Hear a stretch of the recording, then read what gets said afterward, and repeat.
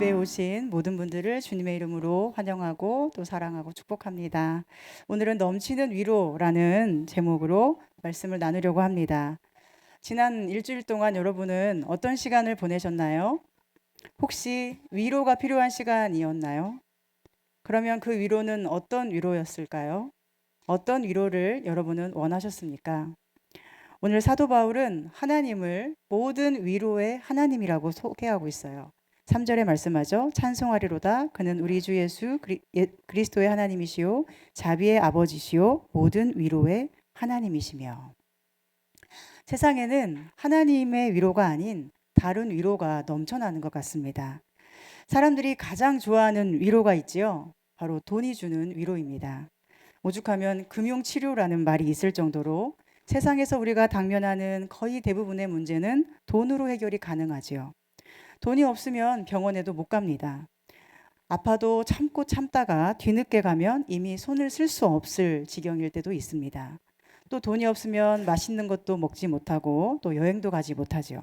또 돈이 없으면 사람이 움츠러들기 쉽고 사람을 만나기도 어려워지고 친구와 멀어지기도 합니다. 그래서 돈은 거의 이 세상에서 최고의 치료자, 최고의 위로자가 되어버린 것 같습니다. 세상에는 또 다른 위로가 있죠. 그것은 사람이 주는 위로, 동물이 주는 위로, 즉 관계와 애정의 위로입니다. 요즘은 반려동물을 많이 키우지요. 때로는 그 반려동물을 가족이나 자식보다도 더 사랑하는, 애틋해하는 분들도 있는 것 같습니다.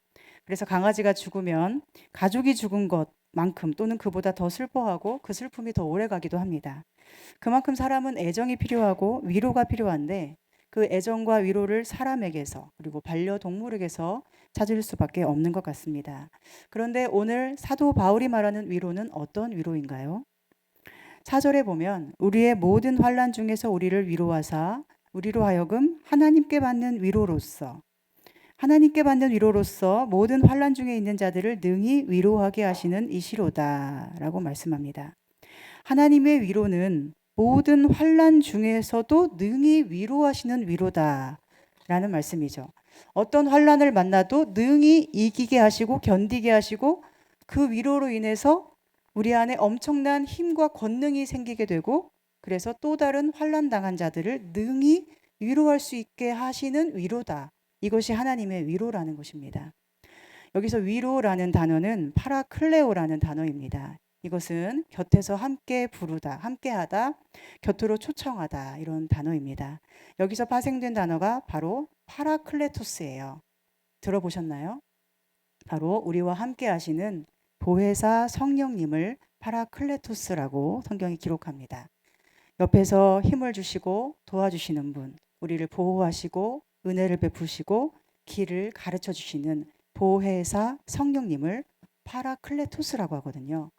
한편 능히 위로하게 하신다 할 때 능이라는 단어에 주목할 필요가 있는 것 같아요. 우리는 위로라는 단어를 들으면 보통 약간 힘이 없게 느껴지죠. 힘 빠진 사람에게 이렇게 토닥이면서 괜찮아 괜찮아 어깨를 토닥이는 정도가 위로라고 생각하기가 쉽습니다. 하지만 성령님은 그렇게 약한 존재인가요? 아니죠. 초대교회 마가의 다락방에서 성령님께서는 급하고 강한 바람 같은 소리로 불같이 강력한 형상으로 임재하셨습니다. 성령님은 인격체이십니다. 하나님의 영이시고 예수님의 영이시고 온 세상을 창조하실 때의 그 생기가 바로 하나님의 영, 성령이십니다. 즉 성령님은 성도들과 함께 하시며 그 강력한 권능으로 성도를 사로잡아서 하나님의 뜻대로 살 수 있는 용기를 한없이 부어주시는 분이라는 말씀입니다. 초대교회 성도들이 그 많은 핍박과 박해를 어떻게 견뎌냈나요? 성령님의 능히 이기게 하시고 견디게 하시는 그 힘으로, 즉 성령의 위로로, 넘치는 위로로 그들은 자신에게 주어진 길을 묵묵히 담대하게 걸어갈 수 있었습니다. 여러분은 이러한 성령의 권능으로 현재를 살고 계십니까? 성령의 위로하심이 넘쳐서 지금의 고난을 능히 이길 힘이 있다고 믿으십니까? 제가 개척을 꿈을 주신 후에 거의 1년 동안을 괴로워하고 고민했던 가장 큰 이유가 있어요. 그것은 제 힘으로는 이제 아무것도 할 수 없고 하나님이 주시는 대로만 살 수 있다는 것 때문이었습니다.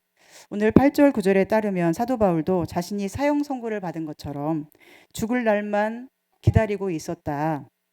살 소망이 끊어졌었다. 이렇게 고백하고 있는데 저도 하나님이 죽은 자 같은 나를 살려주지 않으면 도무지 살 길이 없다. 이런 생각밖에 없었어요. 하나님만 의지했는데 만일 하나님이 구해내지 않으시면 내 인생은 어떻게 되지? 이런 두려움이 컸습니다. 그래서 주의 인도를 따라 이 지축이라는 땅에 이사를 왔으면서도 제 안에 참 괴로움이 많았습니다. 그러다가 어느 날 너무 궁금해졌어요. 사도 바울의 고난이 생각나면서 사도 바울 그분은 어떻게 그런 삶을 살 수 있었을까? 도대체 어떤 믿음이면 사람들이 뭐라고 해도 또 스스로 보기에도 초라하고 볼품 없었을 상황인데도 오히려 기뻐하고 감사하고 사람들에게 하나님의 위로를 전하는 삶을 그렇게 멋지게 살 수 있었지? 그렇게 묵상하다가 깨달은 것이 하나 있었어요. 그것은 사도 바울이 통합된 믿음을 가지고 있었다는 거였습니다. 즉, 그의 믿음과 말, 신앙과 삶이 하나로 완전히 통합되어 있었다는 거예요. 그래서 세상이 자기를 어떻게 바라보든지 그 시선에 아랑곳하지 않을 수 있었죠. 때로 미쳤다는 소리도 듣고 이단 소리까지 듣는데도 아랑곳하지 않아요. 돌에 맞아서 죽을 뻔한 위기가 있었죠. 정말로 버려졌습니다. 그런데도 그 자리에서 다시 일어나서 그 성에 들어가 다시 복음을 전하고 온 세상이 자기를 버린 것 같은 외로움이 심했을 텐데도 끝까지 복음을 위해 자신을 전부 드렸던 이 바울 사도에게는 바로 통합된 신앙이 있었던 거예요. 그러면서 저를 돌아보았어요. 그랬더니 저는 아직 통합이 덜 됐더라고요. 그래서 믿음으로 용기를 냈다가도 자꾸 낙심이 되고 믿음으로 순종의 길을 가다가도 자꾸 괴로워지는 것임을 깨닫게 되었습니다. 그러면서 교회 안에 있는 여러 통합되지 못한 모습들을 돌아봤어요. 얼마나 많은 성도들이 통합되지 못한 믿음으로 살아갑니까? 너무나 많은 세상 가치관이 교회 안에 들어와 있어서 성경의 기준은 늘 뒷전이 돼버리고 세상이 말하는 대로 사람이 보는 대로 자신과 타인을 평가하고 판단하고 또 낙심하고 실망하는 일들이 교회 안에도 얼마나 많은가 하는 것입니다. 예전에 제가 청년 시절까지 다녔던 교회가 있었는데 그 교회 사모님이 일찍 암으로 돌아가셨어요. 그런데 그 사모님의 장례 예식에서 그 예식을 인도하던 어떤 목사님이 이렇게 사모님을 소개하셨습니다. 누구누구 사모님은 딸을 첫째로 낳았고 아들을 둘째로 낳았으니 200점짜리 엄마였습니다. 여러분, 이런 이야기가 성경적이라고 생각하십니까? 교회에서 그냥 해도 되는 이야기일까요? 성경에 딸 낳고 아들 낳으면 200점이라는 말씀이 혹시 있나요? 어떤 엄마가 좋은 엄마라고 성경에 기록되어 있습니까? 교회 안에서 그것도 장례 예식에 세상 사람들이 다 하는 말을 아무렇지도 않게 하는 것을 보면서 그 젊은 시절에도 이렇게 생각했었어요. 믿는 사모님을 평가하려면 믿음을 가지고 평가해야지 대체 저게 뭐야? 또 어떤 이야기를 들었는데요. 한 교회의 장로님과 권사님 부부가 그렇게도 믿음이 좋아서 온 교우들이 다 그분들의 믿음을 존경했다고 합니다. 그런데 그분들의 아들이 의사인데 아프리카에 선교를 가겠다고 했다고 합니다. 그러자 권사님이 얼마나 반대를 하던지 평소에는 믿음 좋아 보이고 온 교회에 칭찬을 받던 분들인데 그 아들의 의사라는 직업과 그에 따르는 것들을 다 포기한다고 할 때 그 두 분의 믿음이 얼마나 부질없는 것이었는가가 그대로 드러나게 되었습니다. 여러분, 만약 사도 바울에게 아들이 있었고 그 아들이 하나뿐이고 의사였다면 사도 바울은 그 아들을 선교사로 보낼까요? 아니면 절대로 안 된다고 나만 고생하는 것으로 족하다 하며 말릴까요? 사도 바울은 당연히 보내지 않겠습니까? 이렇게 우리 삶의 영역에는 세상 기준과 가치관이 너무나 깊숙이 들어와 있어서 때로 우리는 자신이 어떻게 말하고 행동하는지도 잘 모른 채 하나님의 뜻과 멀리 있는 말과 행동을 할 때가 참 많은 것 같아요. 제 동생이 제가 개척하는 것을 무척 반대했습니다. 왜 반대하는지 제가 당연히 잘 알겠죠. 아직 나이가 50대, 60대도 아닌데 결혼도 아직 안 한 몸으로 앞날이 너무 고생길이고 또 여성으로서의 인생을 포기한 것 같잖아요. 그냥 부목사로 있으면 그래도 예쁜 조카들 작은 선물이라도 사줄 수 있고 어디 가서 사람 구실하며 살 수 있을 텐데 개척하는 목사에게 주어지는 길은 대부분 극도의 가난과 외로움일 것을 아니까 동생이 반대하지 않았겠습니까? 그리고 저를 동생이 얼마나 안 좋은 시선으로 바라보는지가 너무나 느껴져서 그 뒤로는 거의 제가 먼저 전화를 걸어본 적은 없는 것 같아요. 그러던 어느 날 동생이 통화하면서 저에게 그러는 거예요. 누나, 누나도 나처럼 나중에는 결혼도 하고 아이도 낳고 행복하게 살 날이 올 거야.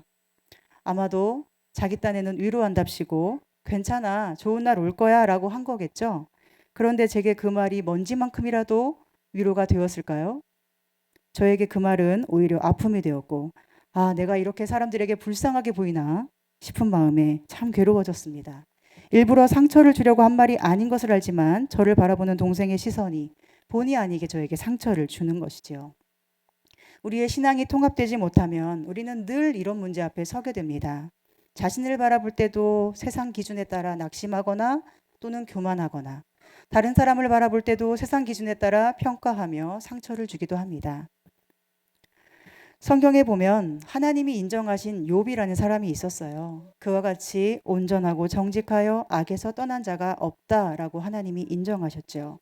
그런데 그 욥이 모든 것을 한순간에 다 잃었습니다. 가족을 잃고 재산을 잃고 자기의 몸까지 다 병들어서 세상에 아무런 소망이 없어지고 오직 하나님만을 기다릴 때 그를 위로하겠다고 온 세 명의 친구들이 어떻게 했죠? 욥, 네가 어떤 잘못을 했는지는 모르겠지만 그 잘못을 회개하면 하나님이 용서하시고 돌이키셔서 다시 복을 내려주실 거야. 그런데 여러분, 하나님은 그때 어디 계셨나요? 하나님은 여전히 사랑하시는 욥 곁에 계셨습니다. 하나님이 가장 사랑하시고 믿어주시고 함께 해주시는 것, 이것이 복 아닙니까? 그렇다면 욥은 복이 풍성한 사람이었어요, 여전히. 그런데 욥의 친구들은 오직 풍요로움과 건강과 자자손손 대대로 가족이 많은 것만을 복이라고 여겼기 때문에 하나님의 뜻을 알 수가 없었어요. 그래서 하나님의 뜻 안에서 홀로 고통당하고 있는 욥에게 여전히 하나님이 너무 사랑하시는 욥에게 큰 상처를 주고 말았습니다. 하나님이 나중에 친구들에게 뭐라고 하십니까? 내가 너희들에게 분노한다. 너희는 나를 잘못 알았다. 너희가 내 종 욥에게 상처를 주었다. 너희는 내 종 욥이 너희를 위해 번제를 드려야만 용서받을 것이다. 나는 너희가 아무리 뭐라 해도 나의 사랑하는 욥을 나의 종으로 인정한다. 라고 욥기 42장에 하나님 말씀하고 있습니다. 우리의 믿음이 통합되어야 하는 이유는 그래야만 이 세상의 거센 풍랑 앞에서 흔들리지 않고 하나님의 뜻을 굳건하게 이룰 수가 있으며 또한 환난 당한 자를 하나님의 눈으로 바라보고 하나님의 사랑으로 진심으로 위로할 수가 있기 때문입니다. 오늘 사도 바울은 통합된 신앙인의 모습을 1절에 이렇게 보여줍니다. 하나님의 뜻으로 말미암아 그리스도 예수의 사도된 바울과 형제 디모데는 고린도에 있는 하나님의 교회와 또 온 아가야에 있는 모든 성도에게 하나님 우리 아버지와 주 예수 그리스도로부터 은혜와 평강이 있기를 원하노라. 통합된 믿음을 가진 바울이 자신을 어떻게 바라보고 있나요? 하나님의 뜻으로 말미암아 그리스도 예수의 사도된 바울, 그리고 형제인 디모데, 그리고 하나님의 교회들, 온 지역의 모든 성도들이라고 바라봅니다. 그러니까 자신과 다른 믿는 모든 사람들을 하나님의 부르심을 받은 사도와 성도들로 완전히 하늘의 가치관으로만 바라보고 있는 거예요. 그리고 그들에게 필요한 것은 오직 은혜와 평강이라는 것을 전합니다. 하나님 우리 아버지와 주 예수 그리스도로부터 은혜와 평강이 있기를 원하노라. 무슨 뜻입니까? 환난 가운데 있는 우리 모두에게 필요한 것은 하나님과 그 아들 예수님으로부터 나오는 은혜와 평강입니다. 라는 고백입니다. 오늘 여러분은 자신을 그리고 서로를 어떤 눈으로 바라보시나요? 그리스도 안에서 부르심을 받은 형제 자매로 보십니까? 주를 위해서 함께 믿음의 선한 싸움을 싸우느라 고난당하는 소중한 주님의 지체로 바라보십니까? 바울의 편지를 받는 고린도 교회 성도들 중에도 통합되지 못한 사람들이 참 많았을 것입니다. 지금의 한국 교회가 그렇듯이 그들도 고생은 싫고 고난은 피하고 싶고 그런데 천국이라는 곳은 가고 싶고 그래서 마치 취미 생활하듯이 문화센터에 다니듯이 목숨은 걸 필요 없이 내 손에 안 보는 선에서 그냥 할 수 있는 만큼만 신앙생활하는 사람도 많이 있지 않았을까요? 그런 사람들이 보기에 바울의 삶은 어떻게 보였을까요? 복음을 위해서 늘 도망다니고 핍박당하고 쓸쓸하고 가난하고 초라하고 늙은 사도의 모습이지요. 그런데 바울은 그들 앞에서 당당한 것입니다. 나는 하나님의 뜻으로 사도가 된 사람이다. 우리 주 하나님 아버지와 예수 그리스도로부터 오는 은혜와 평강만이 나와 여러분을 살게 하는 힘입니다. 오늘 우리에게도 이러한 하늘의 정체성이 있습니까? 자신과 모든 형제 자매들을 하나님의 자녀로, 하늘나라의 상속자로, 주를 위해 고난을 기꺼이 감당하는 사람으로 존중하며 사랑하는 우리 로고스 교회 되기를 소망하고 축복합니다. 통합된 신앙인의 두 번째 모습이 5절, 6절, 7절에 나옵니다. 5절에 이렇게 말씀하죠. 그리스도의 고난이 우리에게 넘친 것 같이 우리가 받는 위로도 그리스도로 말미암아 넘치는도다. 자신의 고난을 그리스도의 고난에 동참하는 것이라고 바울은 말하고 있습니다. 그래서 그 고난을 받는 자신에게 하나님의 위로가 넘친다고 말합니다. 6절에는 이 위로가 너희 속에도 역사하여, 여기서 역사한다는 것은 권능을 의미합니다. 에너지를 의미합니다. 이 힘과 용기와 에너지가 되는 하나님의 위로하심이 너희의 환난 중에도 넘치게 되어서 너희도 우리가 받는 것 같은 고난을 능히 견딜 수 있다라고 말합니다. 즉 위로가 환난보다 훨씬 더 크다는 것이죠. 또 7절에는 너희를 위한 우리의 소망이 견고한데 그 이유는 너희가 고난에 동참할 때 위로에도 동참함을 알기 때문에, 즉 너희가 그리스도의 고난에 동참하는 그때에 하나님의 위로가 너희에게 넘치게 임할 것을 우리는 알기 때문에 우리는 너희가 이 환난을 잘 견디고 승리할 것을 지금 믿는다라고 바울이 위로하고 있습니다. 계속해서 바울이 말하고 있는 게 무엇입니까? 하나님께서는 이 바울의 고백을 통해 오늘 우리에게 무엇을 말씀하시는 것입니까? 현재 우리의 고난에 대해서 우리는 어떻게 생각하죠? 내 잘못 때문에, 내 실수 때문에, 혹은 타고난 배경이 좋지 않아서, 또는 누군가의 잘못 때문에 당하는 고난이야 라고 여길 때가 많지 않습니까?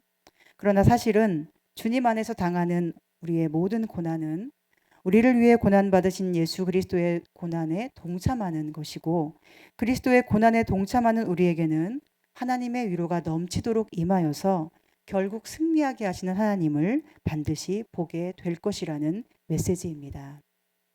그런데 오늘 우리는 어떻습니까? 여러분은 지금의 고난을 그리스도의 고난에 동참하는 것으로 여기십니까? 우리 안에 알게 모르게 잠식하고 있는 삶의 기준들이 있죠. 복이 있으면 잘 살고 복 없으면 못 산다. 타고난 사주팔자, 운명 이런 것들을 믿는 마음 말입니다. 이런 것들이 어릴 때부터 우리 삶의 기저에 얼마나 깊숙이 들어와 있는지 아무리 교회에 오래 다니고 직분을 오래 감당했어도요. 고난당하는 자신에 대해서는 내가 왜 이렇게 복이 없어? 라고 생각하기가 쉬운 것 같아요. 어떤 분이 권사님이시고 아주 오래 신앙생활을 태어날 때부터 하신 분인데 저에게 이렇게 말씀을 하시더라고요. 내가 남편 복이 없는데 무슨 자식 복이 있겠어요? 여러분 그 말이 참 마음이 아프지 않습니까? 얼마나 세상의 가치관이 우리를 알게 모르게 지배하고 있는지를 보여주는 것이기 때문이죠. 저도 예전에는 이런 생각을 했었어요. 사도 바울은 원래부터 삶이 고통스러웠던 것이 아니고 나중에 주님을 만난 후에 스스로 고난의 길을 선택했기 때문에 그는 그리스도의 고난에 동참한 것이 맞지만 나는 어떻지? 나는 원래부터 별로 버릴 것이 없었고 어릴 때부터 어려운 환경에서 살면서 이 세상의 불합리한 구조 속에서 왜곡된 사람들에게 고난을 당해왔으니 내 모든 고난은 그냥 내 고난이고 내가 그리스도의 고난에 동참한다는 게 말이 되나? 이런 생각을 정말 오래 했습니다. 여러분도 그러시죠? 그러던 어느 날 기도를 하는데 제가 이런 기도를 하나님께 드렸어요. 하나님, 제가 돌아보니 정말 고생을 많이 해왔는데 그때마다 하나님이 제 곁에 계셔서 지금까지 살아왔습니다. 그 모든 순간에 함께 해주셔서 감사드립니다. 그렇게 기도를 했는데 문득 하나님이 저에게 이런 마음을 주셨어요. 이런 말씀을 주셨어요. 너의 고통의 순간에 내가 너와 함께 한 것이 아니고 네가 그 모든 순간에 고통받는 나와 함께 했다. 네가 그 모든 순간에 고통받는 나와 함께 했다. 그러니 너는 말씀이 좋은 목사가 되려 하지 말고 항상 나와 함께 하는 자가 되어라. 얼마나 위로가 되고 감동이 되던지요. 그야말로 완전한 주객전도 아닙니까? 저의 고통이 단지 금수저 은수저를 물고 태어나지 못해서 받는 고난이 아니라 주님의 고난에 동참하도록 부르신 것이라고 하나님이 가르쳐 주신 거예요. 그러면서 사도 바울을 생각해 보았습니다. 사도 바울도 가만히 보면 단지 자발적으로 주의 길, 그 고난의 길을 간 것은 아닙니다. 그가 다메섹으로 가는 길에서 주님을 만난 후에 처음에 어떤 일이 일어났죠? 그는 가장 먼저 눈이 멀었습니다. 실명했어요. 자기 힘으로 아무것도 할 수 없는 처지가 되었어요. 그래서 다른 사람의 손에 이끌려 다메섹 안으로 겨우 들어갈 수가 있었죠. 즉 승승장구하던 어떤 사람이 갑자기 자선을 베풀듯이 모든 것을 버리고 돌아서서 자신을 예수님께 멋지게 내던진 것이 아니었다는 것입니다.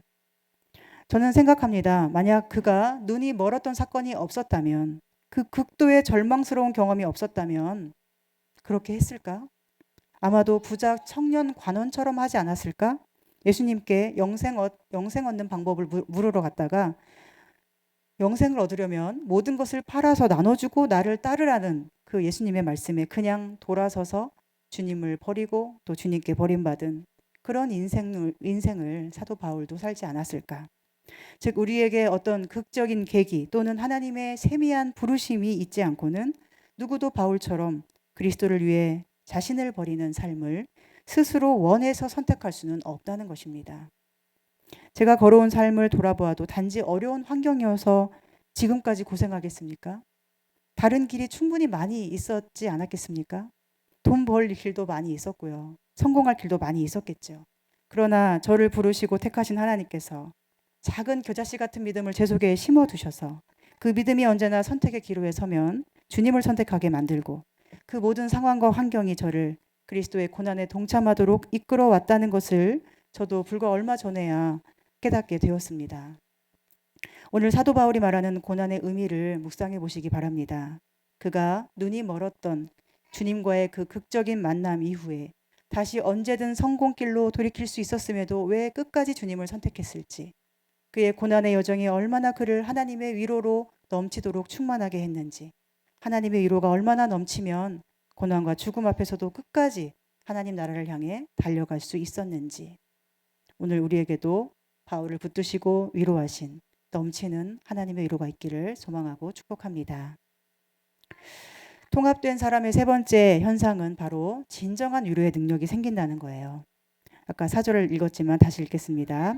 우리의 모든 환난 중에서 우리를 위로하사 우리로 하여금 하나님께 받는 위로로서 모든 환난 중에 있는 자들을 능히 위로하게 하시는 이시로다. 아멘. 헨리 나우엔이라는 영성가가 쓴 책 중에 상처 입은 치유자라는 책이 있습니다. 제가 신학대학원에서 그 책을 처음 접했을 때 별로 마음에 들지 않았어요. 치유자가 되는 것은 좋은 일이고 알겠는데 그 치유자가 되려고 왜 상처를 입어야 된다는 거지? 왜 이런 생각을 했을까요? 상처 입고 고통당하는 것이 얼마나 힘겨운 일인지를 잘 알기 때문이죠. 왜 하나님은 상처를 입히고 치유자가 되게 하실까? 이것이 이해하고 싶지 않았습니다. 그런데 요즘 그것이 무엇인지를 알게 됩니다. 예수님을 한번 생각해 보세요. 여러분, 예수님이 우리에게 위로가 되는 이유는 무엇이죠? 그분이 상처를 많이 당하셨기 때문이에요. 예수님이 벌거벗김을 당한 채 모욕을 받고 침뱉음을 받고 사랑하던 제자들에게 배반을 당하고 또 버려졌기 때문에 그분의 그 아픔이 우리에게 위로가 됩니다. 그분을 바라보는 것만으로 위로가 되죠. 십자가를 바라보는 것만으로 위로가 됩니다. 이것이 상처 입은 치유자의 모습입니다. 한 목사님이 생각나는데요. 그분은 만사가 해피하신 분이세요. 그분이 어느 날 스트레스 지수를 측정했다고 하는데 지수가 거의 0점이 나왔다고 합니다. 너무 부럽지 않으신가요? 참 부럽다고 생각은 했는데 문제는 그분 때문에 스트레스 받는 사람이 많을까요? 없을까요? 네, 많아요. 자기는 스트레스 없이 너무 행복하고 즐겁대요. 그런데 다른 사람을 괴롭게 하고 그걸 모르고 있는 거예요. 그분이 목사님인데 누구를 위로하겠습니까? 늘 즐겁고 삶의 고통을 모르는 분이 과연 누구에게 위로가 될까요? 오히려 그분을 볼 때 낙심되지 않겠습니까? 아무리 공감의 능력을 어떻게 기술을 배워서 그렇구나, 힘들었겠다, 이렇게 공감의 기술을 써도 고통을 겪지 않은 사람에게서는 우리의 고통이 위로받을 길이 없습니다. 제가 이전에는 제 이야기를 거의 하지 않았어요. 왜냐하면 제 이야기를 하면 저의 슬픔의 시간들이 드러나야 되고 그러면 사람들이 저를 주님의 시선으로 보는 게 아니라 이 세상의 왜곡된 가치관으로 볼 것이 분명했기 때문에 거의 말을 하지 않았어요. 그래서 오랫동안 이런 마음을 품고 살았습니다. 지금의 힘든 시간들이 다 지나가고 사람들이 좀 축하해 줄 만한 좋은 일이 내게 생기면 그때 힘겨웠던 시간들을 이야기하면서 다 하나님의 은혜로 견뎠다고 말해야겠다. 그런데 저의 삶에 그런 일은 일어나지 않더라고요. 축하받을 일이 별로 일어나지 않았습니다. 오히려 저는 부모님의 장례 예식만 2번을 치렀고 유일한 예식이 저의 인생을 포기해야 하는 안수식이었어요. 목사 안수식이었어요. 요즘 제가 그런 생각을 하게 돼요. 하나님은 내가 상처 입었던 모습 그대로를 사람들 앞에 부끄러워하지 않기를 원하시는구나. 예수님의 상처 입으신 모습이 오늘 나에게 힘과 위로가 되듯이 나도 나를 보여줌으로써 누군가 살 수 있다면 더 이상 부끄러워하지 말아야겠다. 근데 물론 그러면서도 때로는 이런 생각이 들죠. 왜 내가 이렇게 벌거벗겨진 것처럼 모든 것이 그대로 드러나게 살아야 할까? 그런 순간도 있습니다. 그러나 그때마다 예수님을 생각해 보면 괜찮아지더라고요. 나같이 부족한 죄인을 주님을 닮아가는 길로 인도하는 것을 생각하면 무엇을 부끄러워해야 하는지, 무엇을 자랑스럽게 생각해야 되는지 분별이 되었습니다. 물론 이것은 하나님의 시선으로 볼 때만 가능한 고백이죠. 사람과 세상의 시선으로는 부끄러워서 도저히 견딜 수 없는 일일 것입니다. 우리는 누구나 위로가 필요 없는 삶을 꿈꿉니다. 그렇지 않습니까? 누가 날 위로할 필요가 없는 인생을 꿈꾸죠. 환난이나 고난이 없는 삶, 사형 선고받은 것 같은 위기가 없는, 살 소망이 끊어지는 순간이 없는 그런 삶을 원합니다. 그러나 하나님의 뜻은 우리에게 일어나는 모든 일, 심지어 고난과 환난과 죽음이라 할지라도 그것을 통해 우리와 영원히 함께 하시는 하나님의 사랑을 알려주시고 죽은 자도 살릴 수 있는 아버지의 권능을 알려주시고 아버지의 사랑과 권능의 힘으로 모든 것을 견딤으로 다른 사람을 위로하는 자가 되게 하는 것입니다. 우리가 아무 걱정도 없이 자기 만족이나 추구하며 계절에 따라 침구 바꾸고 가구 바꾸면서 하나님 별로 의지할 필요도 없이 그저 즐겁게만 사는 것이 과연 우리를 부르신 하나님의 뜻이겠습니까? 9절에 보면 바울이 자신의 죽음과 같은 상황에 대해 이렇게 고백합니다. 우리는 우리 자신이 사형 선고를 받은 줄 알았으니 이는 우리로 자기를 의지하지 말고 오직 죽은 자를 다시 살리시는 하나님만 의지하게 하심이라. 아멘. 왜 고난이 필요했다는 것일까요? 죽은 자를 살리시는 하나님을 알려주시기 위해서. 하나님은 오늘 우리에게 물으시는 것입니다. 너는 그냥 대충 신앙생활 한다고 하지 말고 네가 믿는다고 말하는 내가 누구인지는 좀 알아야 되지 않겠느냐. 내가 죽은 자를 살리는 하나님인 것은 좀 알아야 되지 않겠느냐. 고난을 피하기만 하고 두려워만 하지 말고 내가 누구인지, 내가 너를 얼마나 아끼고 사랑하는지, 내가 얼마나 큰 권능으로 너를 이끌고 있는지를 네가 좀 알고 신앙생활을 해야 되지 않겠느냐. 고난을 통해서 네가 진정으로 의지할 자, 너를 진정으로 지켜줄 자가 누구인지는 알아야 되지 않겠어? 그래서 하나님은 때로 정말 사랑하시는 자에게 고난을 허락하시고 그 속에서 어느 때보다 강한 힘으로 함께 하시며 붙들어 주시는 분이십니다. 그러나 그 고난의 과정은 우리를 숨막히게 하고 매우 고통스럽게 하고 때로 병들게 하기 때문에 우리에게는 서로를 위한 기도가 너무도 필요합니다. 서로가 당한 사망과 같은 상황을 볼 때 우리가 할 수 있는 일은 매우 한정되어 있지요. 하지만 부디 하나님께서 그를 건져주시기를, 그래서 우리 모두가 죽은 자를 살리시는 하나님을 함께 볼 수 있기를 기도해야 합니다. 10절입니다. 그가 이같이 큰 사망에서 우리를 건지셨고 또 건지실 것이며 이후에도 건지시기를 그에게 바라노라. 너희도 우리를 위하여 간구함으로 도우라. 이는 우리가 많은 사람의 기도로 얻은 은사로 말미암아 많은 사람이 우리를 위하여 감사하게 하려 함이라. 이것은 사망에서 건짐을 받은 사도 바울이 또 다른 사망의 환난 가운데 놓인 성도들에게 건네는 하나님의 넘치는 위로와 소망의 간구입니다. 제가 개척의 어려운 과정 속에서 힘을 낼 수 있었던 것은 믿음의 말을 잘하는 사람들에게서 온 것이 결코 아니었습니다. 사망과 같은 고통을 하나님의 넘치는 위로로서 이겨낸 분들이 환난 중에 만난 그 하나님의 사랑으로 저를 위해서 기도해 주셨어요. 저를 하나님의 사람으로 봐주고 저를 부르신 하나님의 뜻을 함께 고민해 주고 이것을 하나님이 하시는 일이라고 믿어주고 기도로 계속해서 함께 해주신 분들이 계셨기 때문에 지금의 제가 그리고 이 로고스 교회가 이렇게 탄생하게 되었습니다. 요즘 하나님은 기도할 때마다 저에게 그것을 가르쳐 주세요. 너는 설교 잘하는 목사 되려고 하지 말고 나와 함께하는 자가 되라. 너는 나와 함께하며 성도들과 함께하는 자가 되라. 성도의 아픔에 동참하는 자가 되라. 그렇게 하나님의 위로를 품고 그 위로를 전하는 자가 되라고 말씀하십니다.